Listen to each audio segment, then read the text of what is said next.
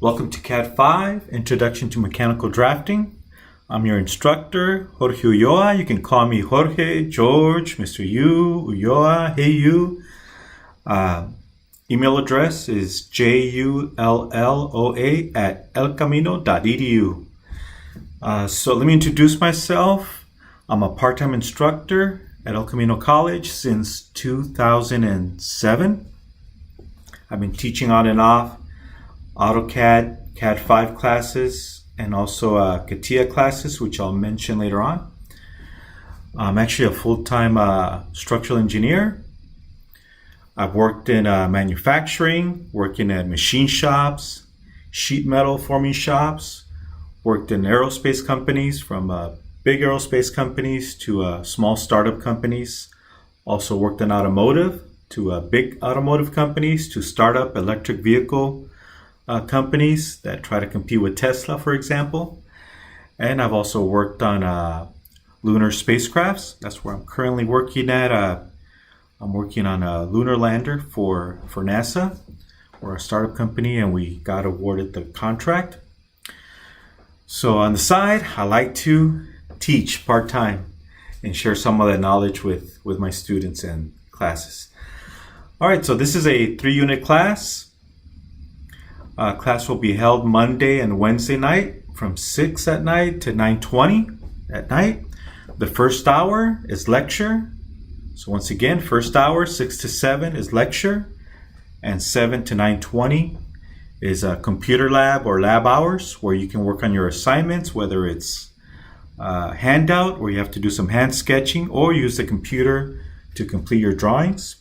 Now this is a hybrid class, so you may take the class in person if you choose to. So we are in the iTech building, Industry Technology Education Center building, and we're down in the lower level. Okay, so we're in the iTech CAD 30 iTech 31 room. Okay, so if you choose to show up to campus, make sure you bring a face mask. I believe it's still required. Or you can choose to take the class online, or both. Some students prefer to show up to class sometimes, or sometimes just do their work from home or from work. And we'll talk more about the software that we use in this CADD5 class. The first 2 weeks we're only going to be doing handouts, and on the third week we'll be jumping on the computers and doing some drawings using the Autocad software. All right, so the textbook, Engineering Graphics Essentials with AutoCAD 2018 by Kirsty Plattenberg. Publisher is Schroff. And we've been using Kirsty Plattenberg's textbook for quite a few years. She has a lot of good textbooks in CAD, whether it's AutoCAD or Inventor or Catia. We use a lot of her textbooks. And you can see we have the ISBN numbers. If you choose to either get it from the bookstore or order it online. If you want to use an e-version of the textbook, you may. You can also use an older version or a newer edition if you like. Just keep in mind that the chapters or the pages may not be exactly the same. The publisher tends to make changes to the book, to their textbook, either by adding chapters or changing the page numbers. Okay, so you're more than welcome to use an older or newer version of the textbook. All right, so this introduction to mechanical drafting covers the basics of creating a technical drawing using hand sketching and computer-aided drafting systems. The areas covered in this course include geometric construction, dimensioning, freehand sketching, orthographic projection, pictorial drawing, primary auxiliary views, sections, and working drawings. Okay, so let's move on. Assignments and grading. All work in this course is from the text. So pretty much everything, with maybe exception of 1 or 2 handouts, all comes from the textbook. Okay, so I forgot to mention, make sure you try and get your textbook at least by the 3rd week. The first 2 weeks I'll be providing handouts. And hopefully you'll have your textbook by the 3rd week. All right, so again with the exception of Chapter 1 handouts, which I'll provide in the next class session. Okay, so handouts 1A, 1B, and 1C. Part of it is from the textbook, and some of the handouts are handouts that I've borrowed from other instructors. Okay, today's lecture is just an introduction to the class. There will be no assignment. We'll start our first assignment in the next session. Okay, the text is in a workbook format, so the assignments will be completed in the workbook. Student has the option to use an ebook version. It is important to make sure to purchase a complete textbook. So if you get a hard copy of the textbook, make sure if it's a used textbook that it doesn't have any missing pages. Okay, so sometimes students will purchase a used textbook and realize that some of the pages are missing. That's because some of your assignments are in the textbook. If you want, you can do the work in your textbook, tear out the pages, and either submit it by hand, or if you want, you can just take pictures of your assignments from the textbook and just email me those pictures, and I can do the grading from there. Okay, note, assignments may be corrected and resubmitted a second time for a higher grade. So once you complete your assignment, once again, you can either take a picture, you can either submit it through Canvas, or you can email it to me, or you can submit it by hand if you choose to show up to class. Okay, I'll leave it up to you. I prefer emails because now you have a record that you submitted your assignment. So it does happen where I miss something, or sometimes I'll give a student with the same first name or last name credit for your assignment. It does happen where I get students mixed up because of similar names. And you can tell me, hey, teacher, I sent you a Chapter 1A handout. I didn't get any credit for it. Oh, okay, let me check my emails. Or you can just resend it. So think of your email as a receipt. All right, so before I continue, I just want to give you a heads up.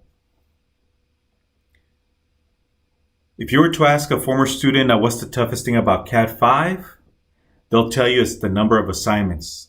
Okay, we're going to start off slow the first 2 weeks. I always start slow the first 2 weeks because there's students adding or dropping the class.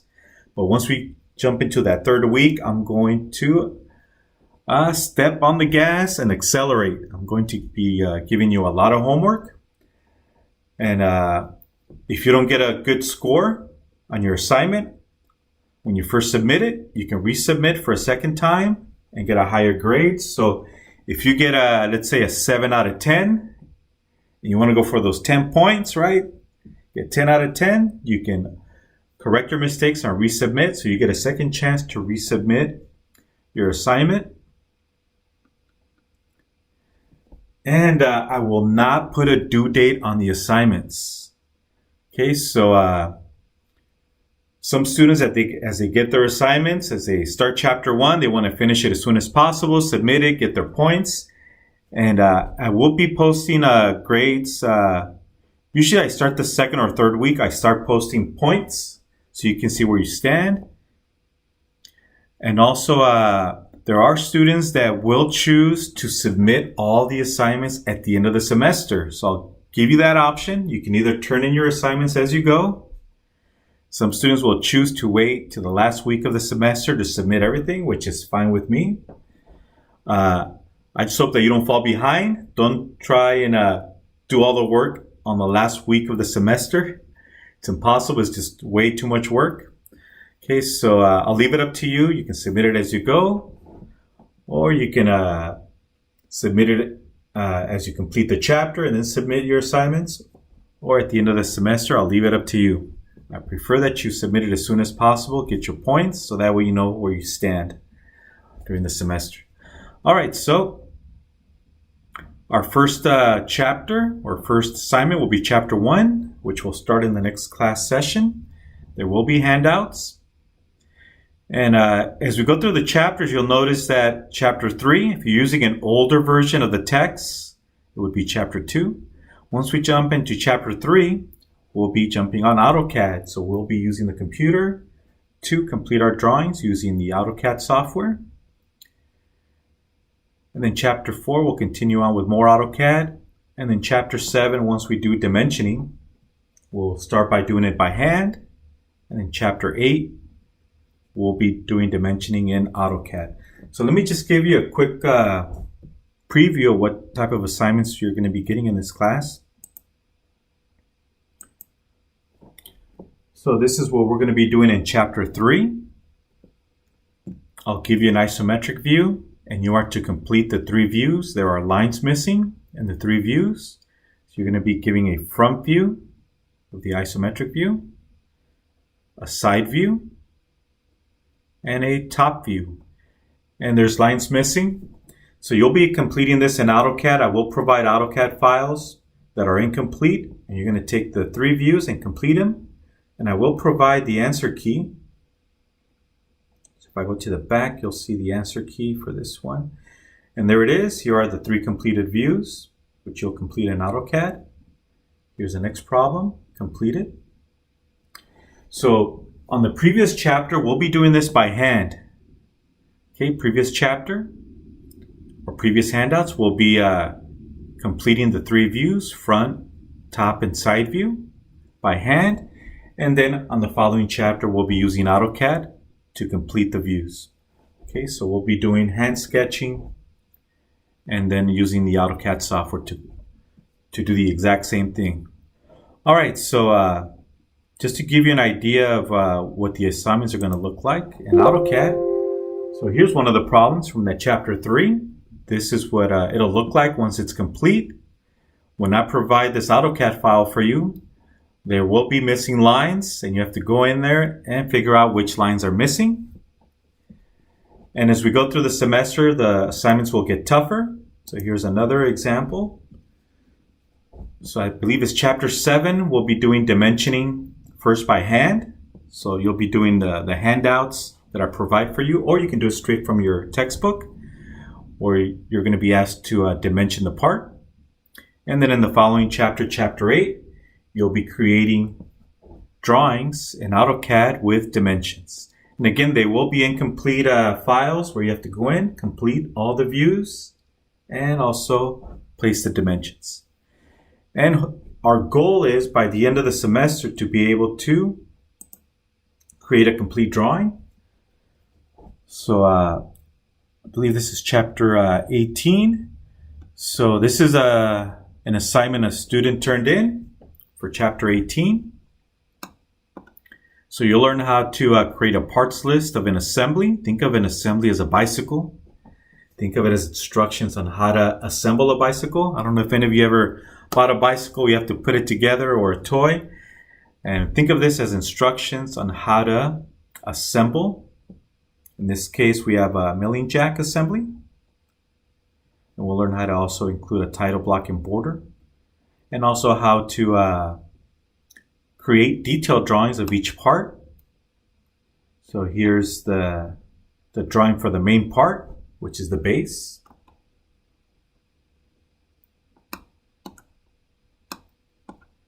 And another detailed drawing of, in this case, the sliding screw.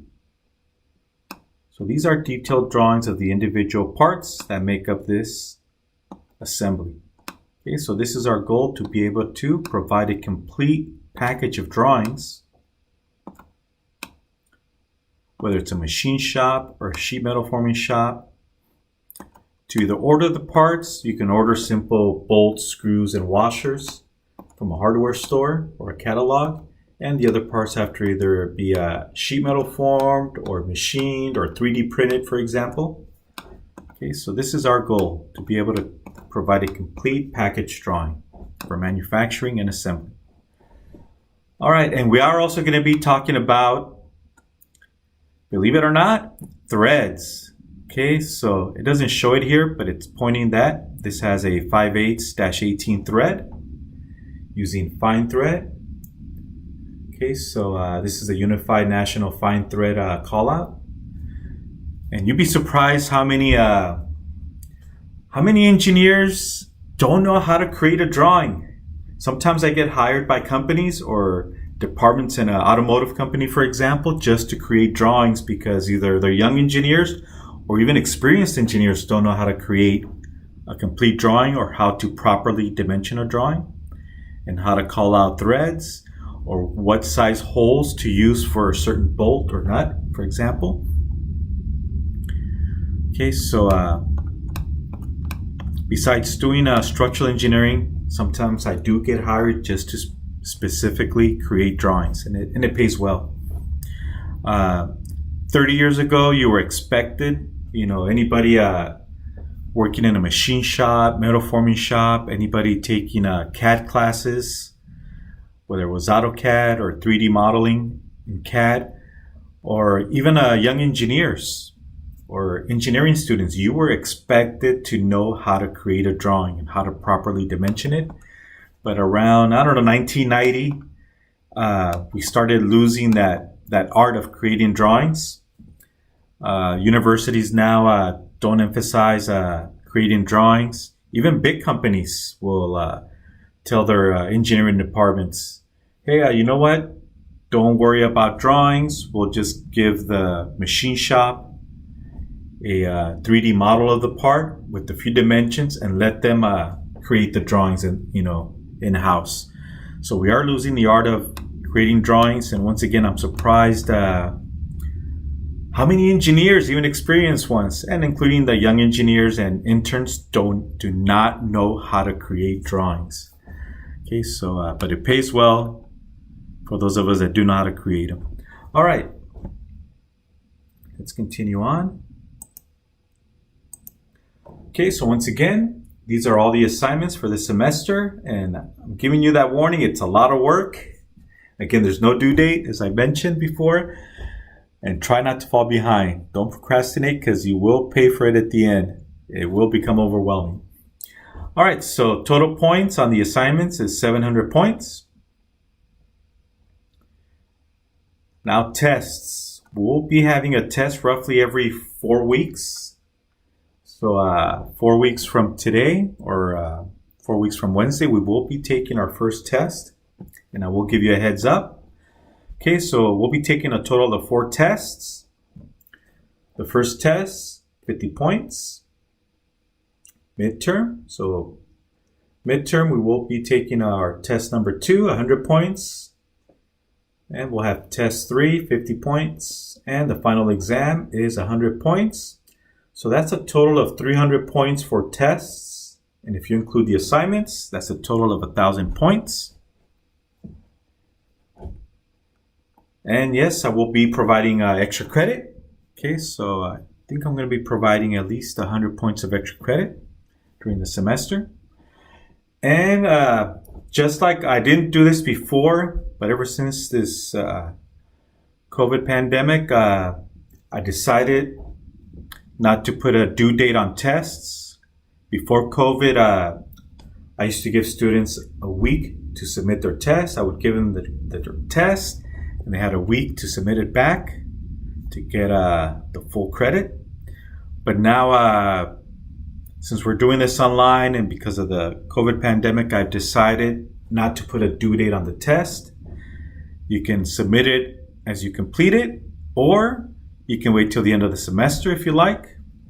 Now, there is no resubmit on the test. If you get let's say on the midterm, you get a 70 out of 100. That's it. You get 70 out of 100. You cannot resubmit the test. Now, one thing I will provide is a grading bonus. Okay, so let's talk about the grading bonus. Your semester grade will be the highest of one of the following: your total score out of 1,000 points, or the score on your final exam, which is worth 100 points, right? So what I'm going to do is I'm going to look at your total points, which include all the assignments, extra credit, and all the tests, including the final exam. So total points, if you have 900 or higher, it's an A. 800 or higher is a B. 700 or higher is a C. And for a D, you need at least 600 points.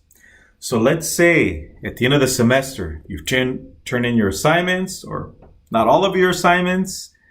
You did okay on the tests, and let's say you get a 700 for your total points. So that includes all your tests, assignments, and extra credit. You get 700 points, so you're guaranteed a C in the class. But let's say on the final exam, you got 80. So you got an 80 out of 100, so that's a B.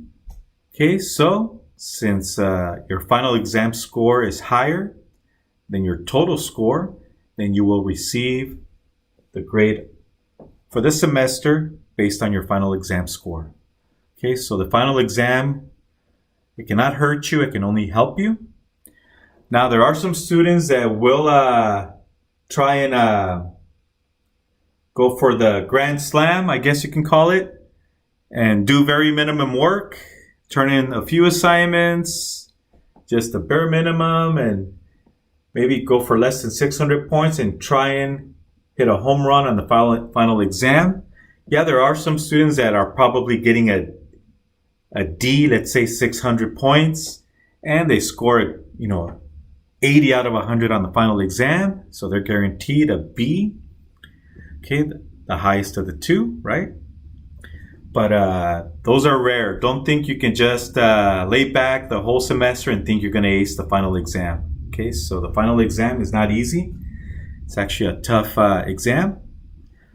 All right, so we'll talk more about tests at a later date, and I will give you a heads up when the first test is coming up. So it'll be about a month from this week. All right, let's move on. Okay, so what's our student learning outcomes? What are the goals for this class? Okay, so our first goal, creating dimension orthographic drawings. Okay, so what's an orthographic drawing? Okay, so an orthographic drawing is typically a drawing with 3 views. Sometimes you have more, sometimes you have less, depending on how complex the part is or how simple it is. Okay, so these are orthographic views. You have a front view, top view, side view, and we'll talk more about that in our next lecture.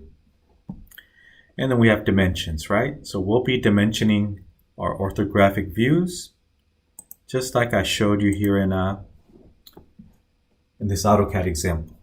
Okay, so we have front, top, we have an auxiliary view, and we will dedicate a lecture to auxiliary views and dimension it, and eventually we'll learn how to add a title block and border and parts list when dealing with an assembly made up of multiple parts.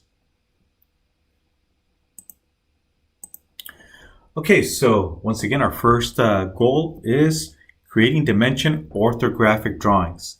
Given sufficient product definition information of a simple machine part, and I'll give you an example of a machine part, the student will be able to utilize the AutoCAD software to produce a dimension orthographic drawing of the item, creating missing orthographic views. Given an incomplete engineering drawing of a simple machine part, the student will be able to utilize the AutoCAD software to produce the missing views, front view, top view, side view, etc., in standard third angle orthographic projection. And we'll talk about this in our next lecture. Working from isometric view. Okay, so what's an isometric view? So here we have an isometric view. Here's another example of an isometric view. Think of it as a bird's eye view. Okay, if you're flying over with a drone, or maybe you're flying into the airport, you can see the buildings, the freeway, etc. So think of this as bird's eye views, but we refer to them as isometric views, also referred to as ISO views.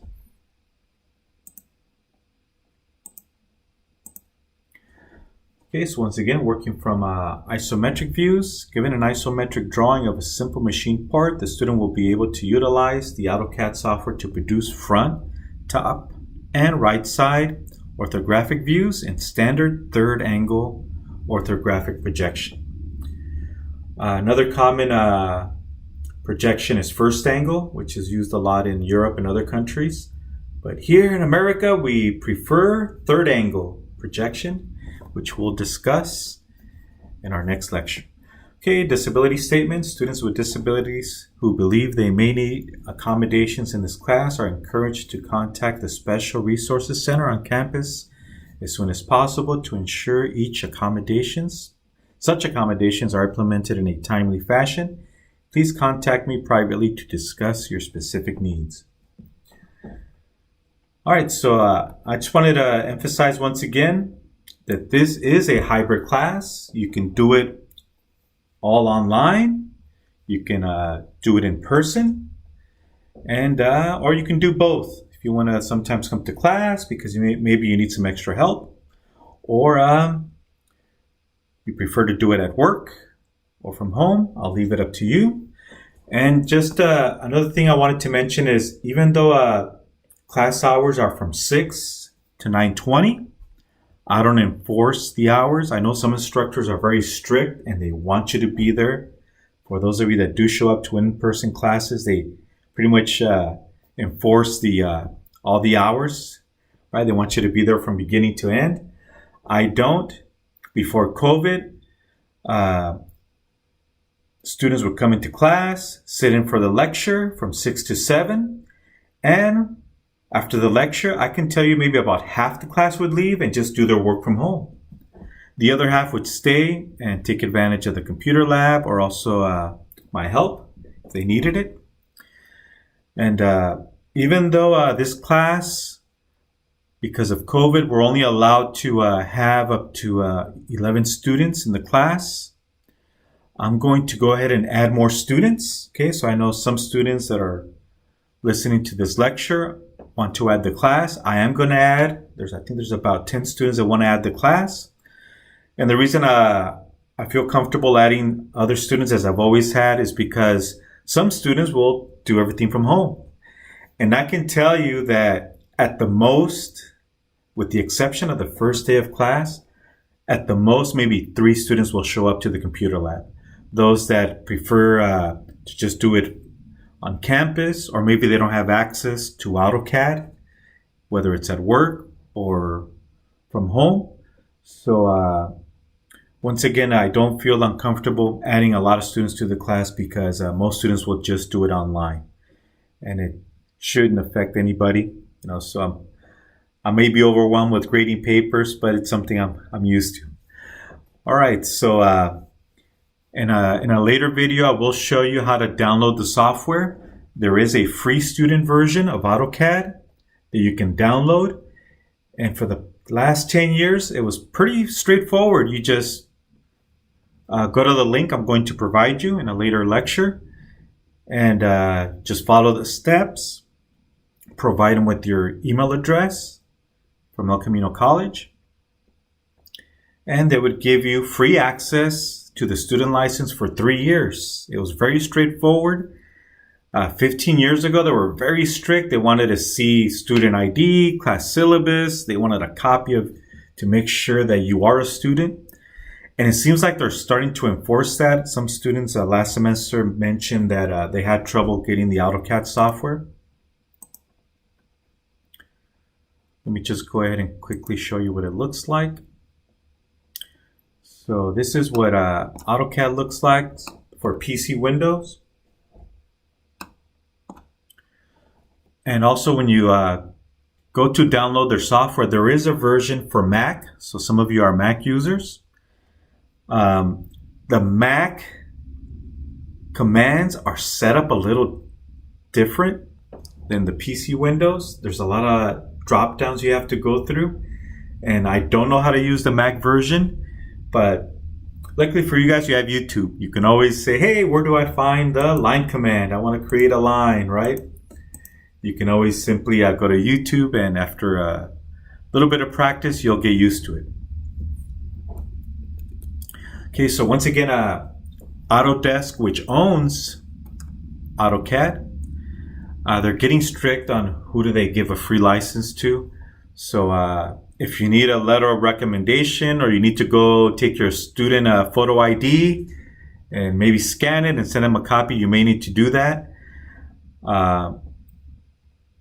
If you have access to AutoCAD at work, or maybe you know somebody that'll let you borrow AutoCAD, whether it's a sibling or a family member. But I'll provide you that information in a separate lecture. All right, so again, we'll be using AutoCAD by the 3rd week. The first 2 weeks, it's going to be all handouts by hand. All right, so I want to bring up other classes that we have available on campus. Before I go over the list,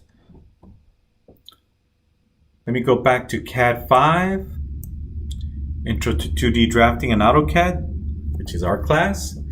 Some of you have probably already taken a drafting class where you have to create drawings, you have to do dimensioning, title block and border. If you've already taken a class like this, you may be able to challenge the class or go to our office and see if you can get credit. You have to talk to a counselor. I don't have the authority to grant, credit for a class that you've taken in the past that can replace this CADD5. That's something you have to talk to a counselor about. All right, so also I forgot to mention, there are some students that are going to be taking this class that are from the architecture department. So those of you that are architecture students, you may be aware that they don't let you take AutoCAD in the architecture department until you first you have to take their prerequisite class where you have to do drawings all by hand. We spend a whole semester creating architectural drawings, and then they'll allow you to take the AutoCAD class.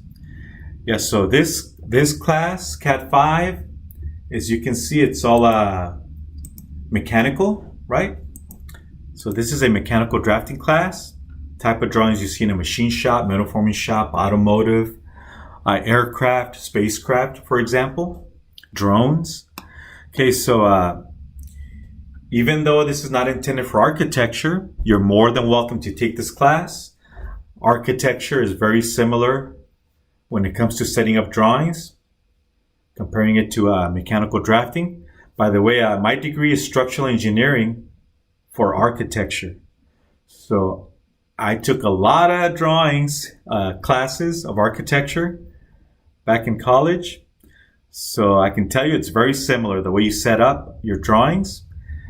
We just follow different standards. Okay, so architecture, they have their own standards on how they set up their title block and border, how they dimension, but everything else is pretty much the same. Okay, mechanical drafting, they follow their own standards. Okay, so we have, and we'll be talking about standards.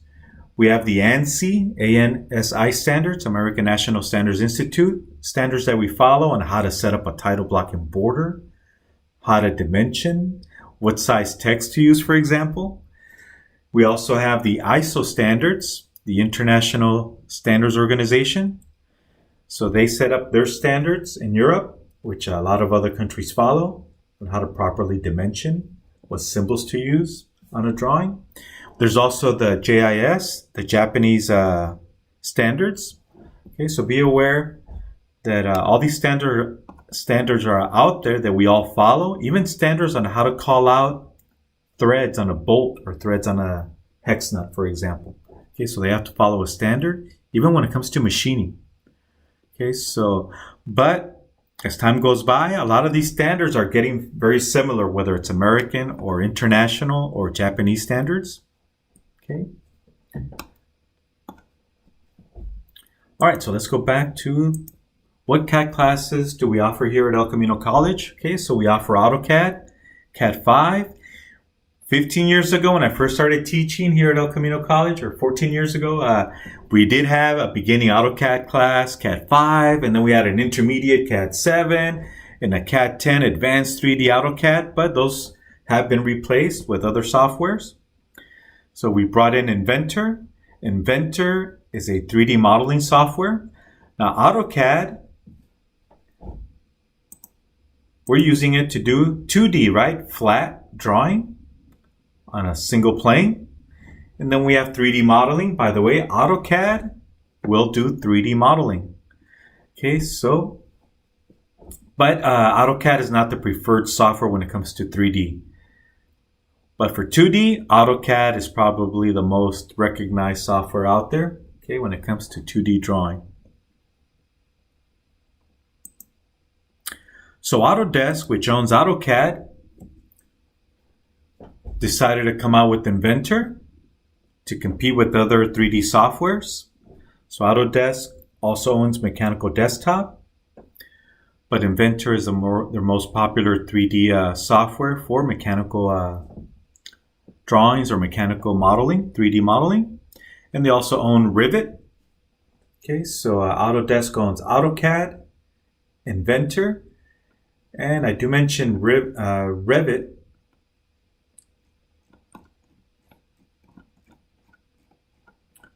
So the architecture department, they use AutoCAD and they use Rivet, okay, for their 3D modeling.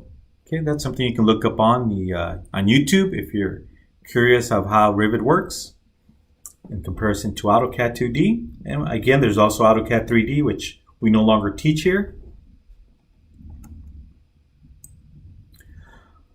All right, so Inventor. Inventor is very affordable. A lot of high schools use it. A lot of robotics teams use it. I know when I used to work at Northrop Grumman, some of us engineers would go over to the high school in Redondo Beach, actually the middle school, and help out their students in their robotics competition, whether it was programming or manufacturing. My part was to show them how to do some modeling in Inventor. That was many years ago. All right, so Inventor, very affordable, great for small, simple parts, such as robotics or small drones. Now, as things get more complicated, you want to jump to something a little bit more expensive, like SolidWorks. Inventor, will cost you a few hundred or under $1,000. But once you jump into SolidWorks, it can do a lot more. It can handle larger files. It can handle larger assemblies, whether it's a large drone or small aircraft. So I've worked for companies where SolidWorks was used, typically again with small aircraft, small drones, or small spacecraft. So where I'm currently working at, I'm using SolidWorks, and we're creating a lunar lander, which is going to land on the moon in the next 2 years. And this is about the size of a large vehicle, and we're using SolidWorks. And again, this is around $5,000-$6,000 per license. Okay, so currently we have 5 licenses in our department of SolidWorks, and that's $5,000 per license. Okay, so it does get expensive the more powerful the software is. Now, I've also worked for companies that started in SolidWorks, but SolidWorks couldn't handle the large assemblies, large files, so then they had to jump to CATIA. So I have worked with companies that use the more expensive software like CATIA. Now we're talking around $15,000 per license. So imagine if you have 100 engineers using, or designers or draftsperson using CATIA, the company is going to be paying about $15,000 minimum per license, and multiply it by the number of licenses you need. And then there's also the full-blown license, where you have stress analysis, manufacturing, drawing, surfacing, wireframe, kinematic simulations, etc., where there's 100 different modules you can use. And that you're going to be paying about $100,000 just for the full-blown license. So just to give you an example of who uses CATIA, either use it or have used it in the past: Boeing, Northrop, Lockheed Martin, especially for like those very complex surfaces on fighter planes. They use CATIA. Also automotive: Toyota, Honda, GM, Ford, Tesla. The Tesla competition also use CATIA. It's just a very powerful software, but it is very expensive. Also in architecture, as I mentioned, the preferred software for architecture, so the architecture department, they tend to use AutoCAD. Also, companies that I work for electrical, they do tend to use AutoCAD 2D. And architecture for their 3D modeling, they prefer Rivet. But there are some very complex buildings that they need something more powerful than Rivet. So they cannot use the standard softwares that they use for architecture. So they use something like CATIA. So one good example is like the Walt Disney Concert Hall. Also when the Chinese Olympics, Beijing Olympics were held, they used CATIA to do their modeling for their stadium, the nest, and also for their for the Olympic cube. It was also done in CATIA for the water sports, for the Olympic pools. Okay, so CATIA is a very powerful software, and only large companies or companies that have the money can afford it. Okay, so I do teach CATIA on Saturdays, typically October, November, also February, March is when I teach a half semester course of CATIA. I teach CADD32 and also teach CADD37 depending on what semester it is. Okay, so and some of you may end up taking my CATIA classes. So CATIA, again, a very powerful, expensive software. We have 4 courses, CADD31, 32, 33, and 37, and these are half semesters, only 8 weeks. It's only an 8-week course. 8 weeks, unless you're taking the online class. The online class, they'll just take the 8-week course and spread it out over 16 weeks. Okay, so those of you that are interested in taking the more advanced software like CATIA, we do offer quite a few classes on that. Now, CATIA does have competition like Unigraphics, and also referred to as NX, and there's also Unigraphics. My mistake, I already mentioned it. There's also Creo, which used to be Pro Engineer. So these are also very powerful softwares that are used in automotive and aerospace. Okay, we do have the more advanced classes, CADD43, 45. CADD43, this is where you start working on a project. So once you've taken some of the beginning CAD classes like this one, or have taken SolidWorks or CATIA, you can work on a project. So project is where you start brainstorming. Hey, I'm going to design a new drone. What type of materials am I going to use?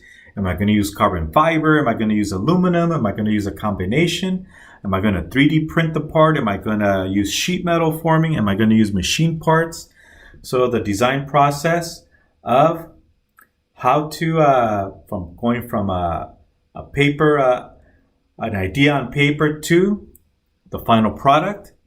Okay, so how to create drawings, how to select your materials, what's the cost, etc. That's CADD43. Another instructor teaches that class. We also have CADD45, geometric dimensioning and tolerancing. Now, we don't cover GD&T, geometric dimensioning and tolerancing, in this class. We have an entire class which is offered once a week, usually during the fall semester. And let me show you what GD&T looks like.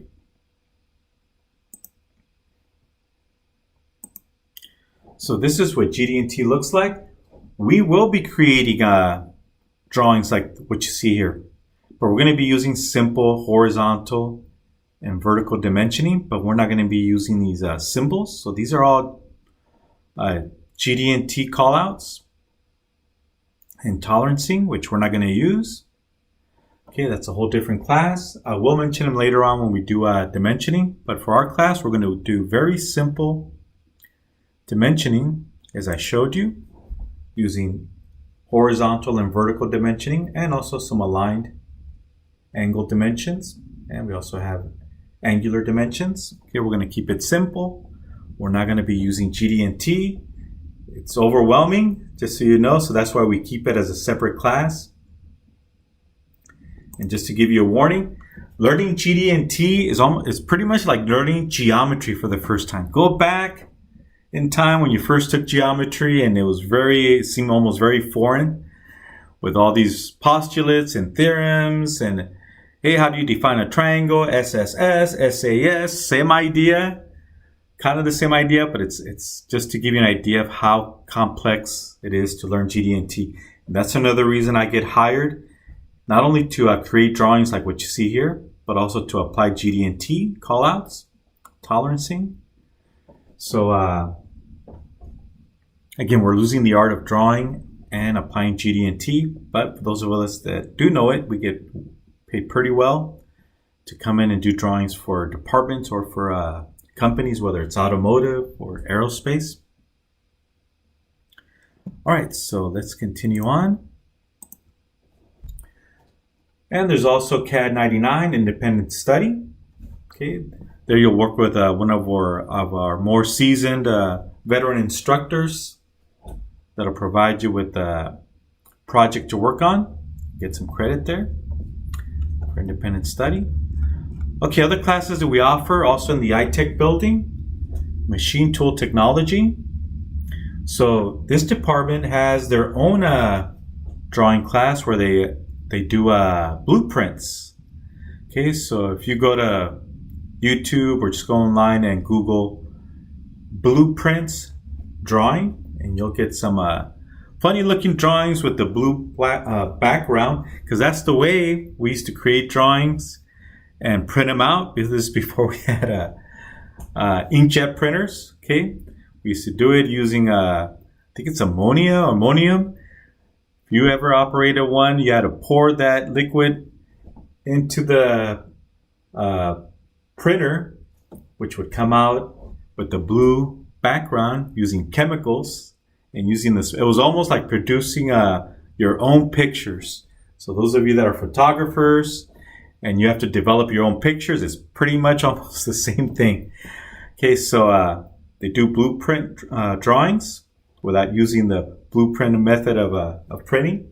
Now they use inkjet printers. Okay, so machine tool technology is where you learn how to use a lathe, pretty much what you see in a machine shop.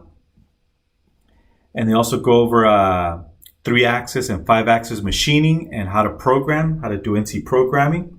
Just to show you a quick picture. What is NC programming? So NC programming is, imagine you're in a machine shop. I worked for machine shops where I had to create drawings or do setup tooling for large complex parts, especially for aerospace. So here's an example of machining, where you start with the block of, it seems to be aluminum. You have a block of aluminum and the drill's missing, but there's some, you can see them down here, the drills. So you need drills to be able to machine this pocket or drill holes, right? Or slots. And also to tap the holes where you need threads. Okay, so somebody needs to program the machine. And by the way, it also has coolant, because you don't want to start any sparks, right? You don't want to create excessive heat. So it does have this coolant. It almost looks like milk. Okay, so those of you that are interested in machining, becoming an NC programmer, and they tend to get paid pretty well. Those of you that are good with code, I'm not. I've never done any NC programming. I've taken NC programming classes, but it's not something I'm good at. But I have worked for machine shops where they needed somebody to come in, and it's referred to as tool design, where you come in and design tools for manufacturing so the part can get made or assembled. Okay, and I'll give you examples of that in a later date. All right, so let's move on.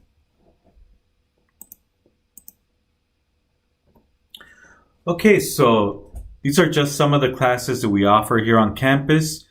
Classes that I wish we could offer here on campus is anything dealing with composites. So some of the colleges nearby do offer classes where you work with carbon fiber composites, for example. Unfortunately, we don't have that here on campus. Those of you that want to get into drones, want to get into military projects like submarine drones or working on fighter planes, they're using a lot of composites, especially carbon fiber. I've worked on projects where I had to redesign a small aircraft, whether it's redesigning the fuselage or redesigning the doors to go from aluminum to composite. So I work both with fiberglass composite and also with carbon fiber composites. Unfortunately, we don't provide it here on campus, but it's something other local community colleges do offer. Something you may want to look into. All right, so I do want to mention that this lecture will be uploaded onto YouTube. Okay, so let's talk about YouTube. Actually, before I do, let's go to Canvas. Okay, so all my lectures I will provide starting next week. I'm going to provide you lectures in PDF format.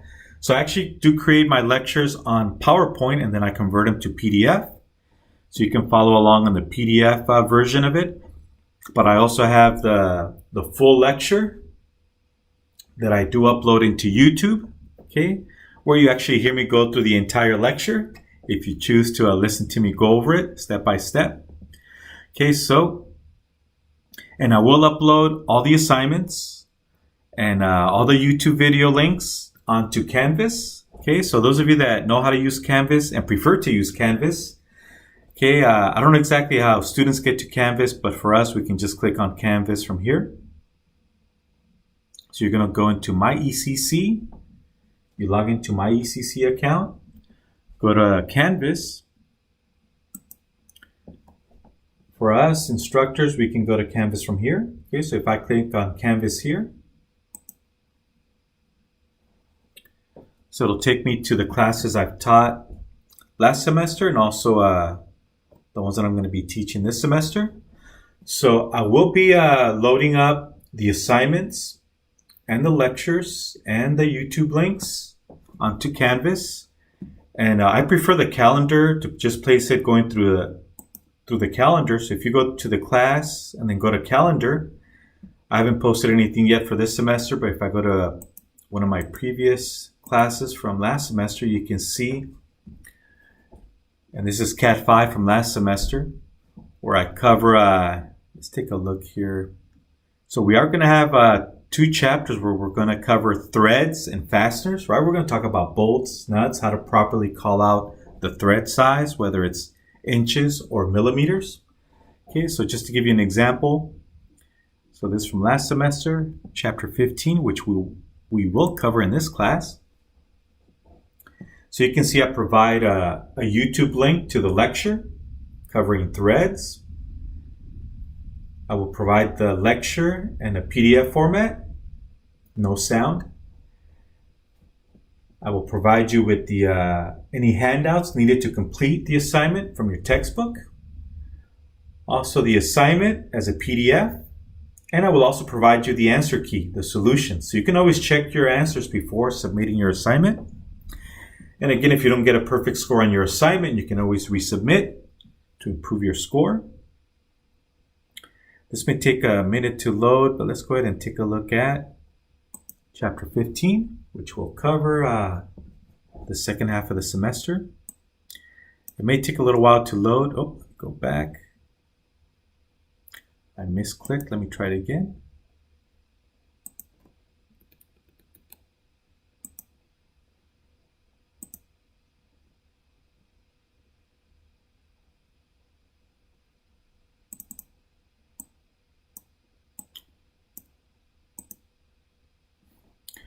All right, so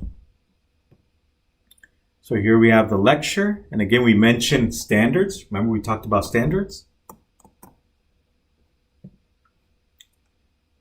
Let me try one more time.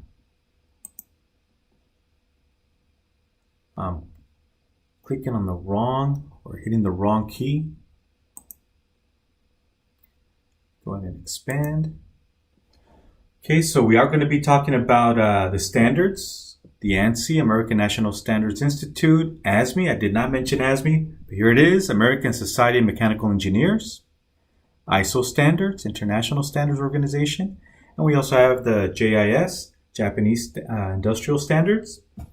So we're going to be following their standards when it comes to setting up title blocks and borders, how to properly set up a drawing, how to dimension it, text height. And again, they come up with a bunch of standards, even for machining and sheet metal forming, and how to call out different types of materials, whether it's aluminum, composite, steel. Okay, so I just wanted to give you a preview. Let me hit escape to exit. And I will also provide you with the assignment. All right, so you can either go straight to the calendar to look for your assignment, or you can also go through your email. So I'm also going to email you the YouTube link to the lecture. I will also email you the PDF file. So everything you see here, the assignment, the solutions, the YouTube link, I will also send it through email. Okay, so some of you are not comfortable with Canvas or don't know how to use Canvas. Just check your email, your El Camino College email address, or go to your email El Camino College email account. Or if you prefer, you can send me your personal email address. If you prefer, hey teacher, I don't use my El Camino College email address account. I don't use it much. Can you please send it to my personal email address or my work email address? Here it is. And I'll just add you to the list. Okay, so. And another thing is you can either submit your assignments through Canvas. So maybe about half of you will submit your assignments through Canvas, or you can simply email them to me. Just attach it to the email. And you already know my email address. It's on the syllabus, just in case you forgot. Email address, julloa@elcamino.edu. Okay, so I hope I covered everything and any questions that I typically get. So typical questions I get is, hey, is this the right class for me? Is it okay if I'm an architecture student and I take your class? Yes. Okay, so can I get credit if I've already taken a class similar to this? And that's something you'll have to go to the office, talk to one of our counselors to see if you can get credit. And as I mentioned before, we're losing the art of drawing and using GD&T. And even some of the universities are not teaching it and instead send their engineering students to the community colleges to take drafting classes. Unfortunately, it's an art that we're losing. And but for people like me and some of the old timers that know how to create drawings, we get paid very well just to come in and create drawings for a department, whether it's electrical, whether it's automotive, whether it's aerospace, machine shop tooling, for example.